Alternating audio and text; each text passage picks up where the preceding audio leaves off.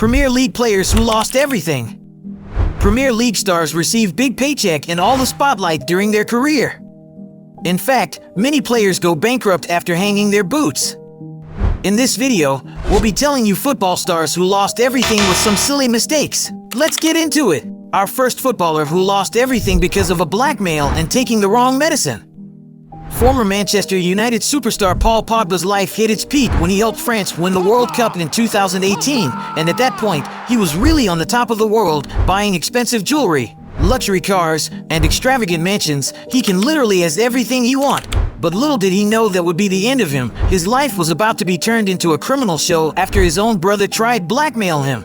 After the final in Moscow, Pogba's elder brother, Matthias, along with Paul's childhood friends, attempted to extort $13 million from him, $1 million for each year of his professional career. The blackmail only failed because the bank flagged the transaction as suspicious.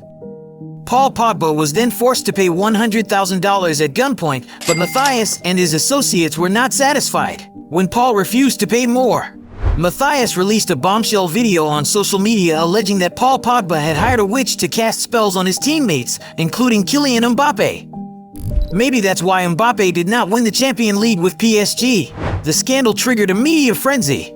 Eventually, police took over the case, and Pogba decided it was time for a change. So he packed his stuff and signed back to Juventus to focus on football. However, this isn't the end for him. Paul Pogba faced another significant setback in September 2023.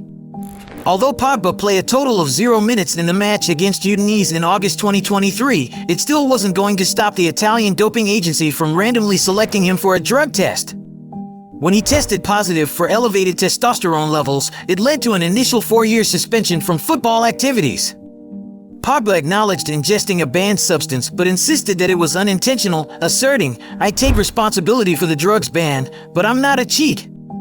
In response to the suspension, Pogba appealed to the Court of Arbitration for Sport, CAS.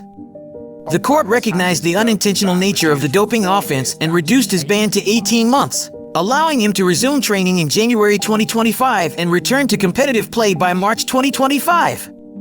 During his suspension, Pogba's contract with Juventus was mutually terminated, making him a free agent. He wasted 18 months without playing professional football. Does he have a career at 32 years old?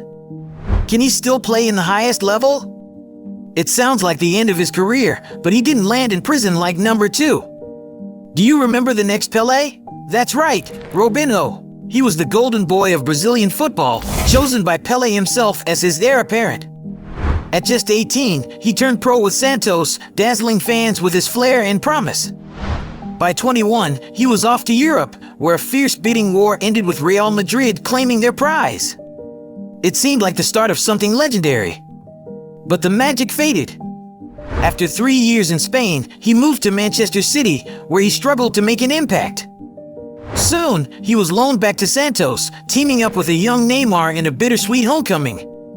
A stint at AC Milan followed, where he showed glimpses of brilliance, but his performances eventually declined. From there, it was a downward spiral. Brazil, China, Turkey. Robinho's career drifted into obscurity.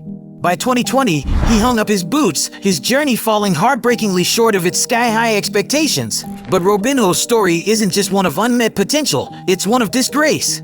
In 2013, during his Milan days, he committed a sexual offense. Years later, he was sentenced to 9 years in prison. From the next Pelé to criminal, what a tragic and shameful fall from grace. The next example, though maybe not the most extreme, isn't far off. We all thought Ryan Giggs was the ultimate one-club man, a loyal man to Manchester United for over 2 decades. But when it came to loyalty in his personal life, well, that's a different story altogether. Back in 2011, the footballing world was rocked by a scandal that no one saw coming. It turned out that Ryan Giggs had been having an 8-year affair with Natasha, his brother Rodri's wife. Yes, you read that right. This wasn't just some tabloid fling, it was a betrayal of the closest kind. The affair started in 2003, right around the time Ryan Giggs' wife, Stacey Cook, was pregnant with their first child. Over the years, it carried on in secret, even after Natasha married Rodri and Ryan Giggs became a father. Family events came and went, but behind the scenes, their meetings continued. When the truth came out, it sent shockwaves through the Giggs family. Rodri, understandably, was devastated.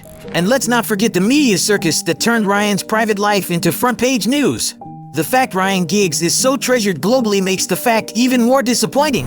He is considered one of the greatest wingers in football history and now one of the greatest cheaters. It was reported at the time of divorce, Giggs might have lost half of his vast £48 million fortune. Giggs was always presented as the perfect role model, a bit of a saint, so when it turned out he wasn't, there was a lot of drama, as you can imagine. The next one lost all of his fortune because he has too much trust. Emanual Eboue, once a star at Arsenal alongside Thierry Henry, lived a life of luxury, driving flashy cars and residing in a grand mansion. After his successful stint in England, he joined Galatasaray, earning approximately $1.5 million annually. During this time, he met and fell in love with Belgian woman Aurélie Bertrand, who helped manage their finances due to Eboue's limited education. Tragically, during their divorce, Eboue discovered that he had unknowingly signed over all his English properties to Aurélie. She was awarded all their assets, leaving him devastated. He couldn't afford legal representation and feared eviction from his own home. In his own words, he said, "My own house, I suffered to buy my house, but I am now scared. I'm not going to sell my clothes or sell what I have. I will fight until the end because it is not fair." Facing depression and contemplating suicide, his former club, Galatasaray, offered him a coaching position with their youth team. Over time, Eboue rebuilt his life. He remarried his childhood sweetheart and now runs a football academy in Ivory Coast, finding happiness once again. Our fifth one goes to David James, a celebrated English goalkeeper who played for top clubs like Liverpool, Manchester City, and the national team, earned over €20 million during his football career. Despite his success, he faced financial challenges, including a costly divorce in 2005 that set him back nearly €3 million. By 2014, James declared bankruptcy and began auctioning off his memorabilia to manage his debts. Notably, his England jersey from the 2002 World Cup sold for £672, and a Portsmouth shirt from 2008 fetched £480. In a remarkable turn of events, James joined the cast of Strictly Come Dancing in 2019, showcasing his resilience and adaptability. His partnership with professional dancer Nadia Bichkova garnered significant attention, with the duo often seen together outside of rehearsals. Through these endeavors, David James has demonstrated his determination to rebuild his life and career, inspiring many with his journey of recovery and reinvention. The last one wanted to live like Cristiano Ronaldo when he had very little. Wes Brown was one of the most diligent players at Manchester United, but the fullback was one of the lowest earners at the club when compared to his teammates Rio Ferdinand, Wayne Rooney, and Cristiano Ronaldo, with about €50,000 weekly.